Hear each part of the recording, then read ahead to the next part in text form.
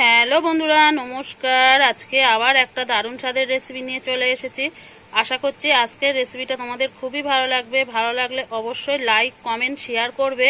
আর যে সকল বন্ধুরা এখনও আমার চ্যানেলটাকে সাবস্ক্রাইব করোনি, অবশ্যই সাবস্ক্রাইব করে এই দিদিটাকে সাপোর্ট করো আর আমারই ফ্যামিলির একজন সদস্য হয়ে যাও। আর আমার ফ্যামিলিটা যতই বড় হবে ততই কিন্তু আমার খুবই ভালো লাগবে। তাহলে চলো আজকে দারুণ স্বাদের রেসিপিটা শুরু করা যাক। এখানে দেখো আমি কচুর লতি কিন্তু কেটে ধুয়ে পরিষ্কার করে নিয়েছি। আর আজকের কচুর লতিটা কিন্তু খুব ভালো পেয়েছিলাম। দেখো খুব সুন্দর কিন্তু মোটা মোটা। আর নিয়েছি চিংড়ি মাছ, এখানে আছে রসুন থেতো করে নিয়েছি, কাঁচা লঙ্কা চিড়ে নিয়েছি, আর একটা কিন্তু মিডিয়াম সাইজের পেঁয়াজ কেটে নিয়েছি। তাহলে চলো দারুণ স্বাদের রেসিপিটা শুরু করা যাক। আমি কিন্তু উনুনটা ধরে কড়িয়ে বসিয়ে দিয়েছি। কড়াইতে কিন্তু একটু এবার জল দিয়ে দেবো।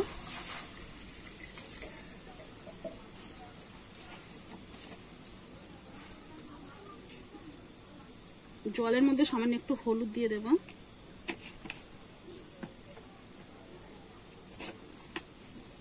আর একটুখানি দেখো লবণ। কচুর লতিগুলো কিন্তু আমি এবার দিয়ে দেব। দিয়ে এবার আমি কিন্তু একটু ভাপিয়ে নেব। হালকা কিন্তু আমি দেখো ভাপিয়ে নিয়েছি, বেশি ভাপাবো না, একটুখানি কোন রকম ভাপিয়ে নিয়েছি। এবারে নামিয়ে নেবো একটা পাত্রে। কড়াইটা কিন্তু ধুয়ে পরিষ্কার করে বসিয়ে দিয়েছি। এবার কিন্তু কড়াইয়ের মধ্যে একটু তেল দিয়ে দেবো।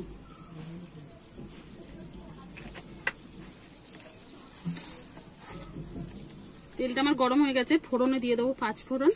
তোমরা এখানে কিন্তু শুধু কালো জিরাও দিতে পারো, আর একটা গোটা মানে শুকনো লঙ্কা 2 আধখান করে ফোড়নে দিয়ে দেবো।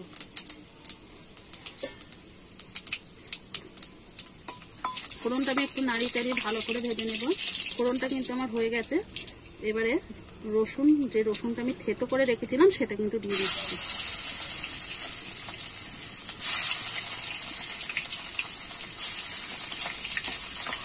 একটু নাড়িয়ে চাড়িয়ে রসুনটা একটু ভাজা ভাজা করে নেব। রসুনটা কিন্তু আমার ভাজা ভাজা হয়ে গেছে। এবার কেটে রাখা পেঁয়াজটা কিন্তু আমি দিয়ে দেবো।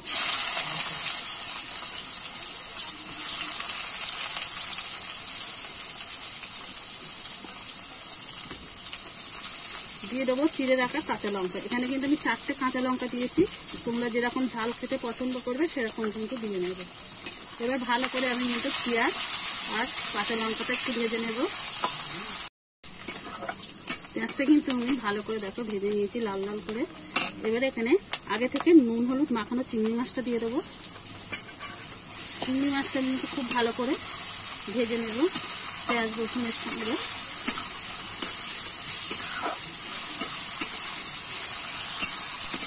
চিংড়ি মাছটা দেখো আমি লাল লাল করে কিন্তু ভেজে নিয়েছি। এবারে কেটে রাখা টমেটোটা দিয়ে দেবো। আর এখানে কিন্তু আছে জিরে গুঁড়ো, ধনে গুঁড়ো আর আদা বাটা, সেটাও কিন্তু আমি দিয়ে দেবো। দিয়ে ভালো করে কিন্তু আমি একটু নাড়িয়ে চাড়িয়ে নেব।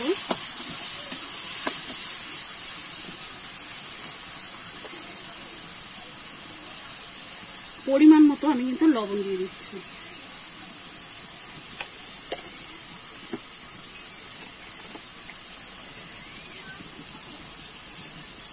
পরিমাণ মতো হলুদ গুঁড়ো।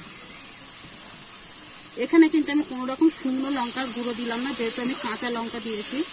এবার ভালো করে কিন্তু আমি মশলাটা কষিয়ে নেব। আমি কিন্তু দেখো মশলাটা খুব ভালো করে কষিয়ে নিয়েছি, খুব সুন্দর করে কিন্তু কষিয়ে নিয়েছি। মশলা থেকে তেল ছেড়ে দিচ্ছে। এবারে কিন্তু এই যে ভাপানো কচুর লতিটা দিয়ে দেবো। ভালো করে কিন্তু আমি এইভাবে নেড়ে চেড়ে কষাতে থাকবো।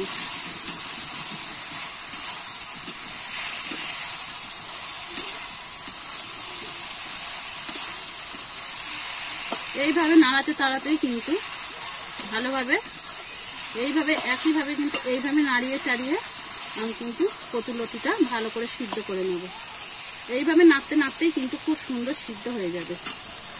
আমি কিন্তু বেশ কিছুক্ষণ ধরে কিন্তু এইভাবে নাড়িয়ে চাড়িয়ে একটু আমি মাঝে ঢাকা দিয়ে দিয়েছিলাম, ঢাকা দিয়ে কিন্তু আমি ভালো করে কষিয়ে নিয়েছি। অনেকটাই কিন্তু সিদ্ধ হয়ে এসেছে।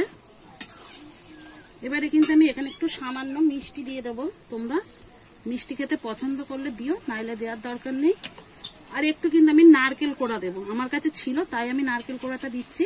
তোমাদের হাতের কাছে না থাকলে না দিলেও হবে, তাতে কিন্তু কোনো অসুবিধা হবে না।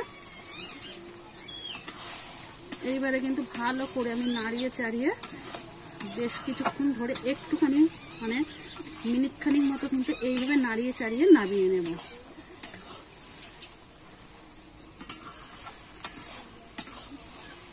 যেহেতু একটু সিদ্ধ হতে বাকি আছে তার জন্য আমি একটুখানি নাড়িয়ে চাড়িয়ে নেব।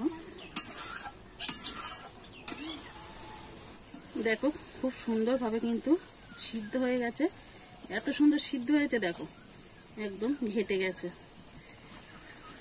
আমার, কিন্তু একদম সুন্দরভাবে কিন্তু রান্নাটা হয়ে গেছে। এবারে কিন্তু আমি একটু ধনেপাতা দিয়ে দেবো, ধনেপাতা কুচিটা একটু আমি ছড়িয়ে দিয়ে দেবো। এবারে ভালো করে কিন্তু মিশিয়ে নেব।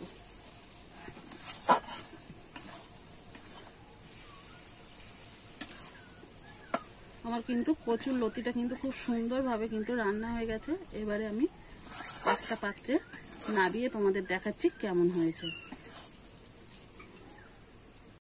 দেখুন বন্ধুরা, আমি কিন্তু একটা পাত্রে কচুর লতিটা নাবিয়ে নিয়েছি, পরিবেশন করার জন্য একদম রেডি। আর দেখতে কতটা লোভনীয় হয়েছে সেটা কিন্তু তোমরা না দেখলে বুঝতেই পারতে না। একবার হলো এইভাবে বাড়িতে বানিয়ে খেয়ে দেখো, এক কথায় বন্ধুরা খেতে কিন্তু অসাধারণ হয়। গরম ভাতের সঙ্গে কিন্তু একদম জমে যাবে। আর আমি তো আমার মতো করে দেখালাম, তোমরা কেমন ভাবে এই কচুর লতিটা বানিয়ে খাও অবশ্যই কিন্তু কমেন্ট করে জানাতে ভুলবে না।